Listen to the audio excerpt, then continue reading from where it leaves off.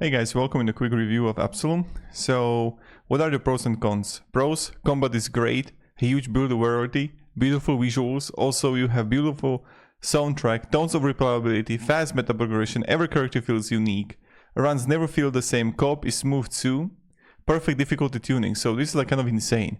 But the cons is that you have only 4 characters, no more.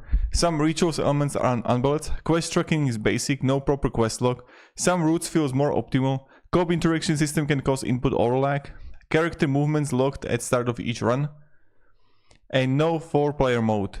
So that's something that kind of like you have to be aware of. So thank you very much for watching. I hope this video provided value about like the pros and cons of it. Other than that, it's like a great game. You're not going to make a mistake if you're gonna buy it, and that's pretty much it. So thank you very much for watching. Have a great day and goodbye.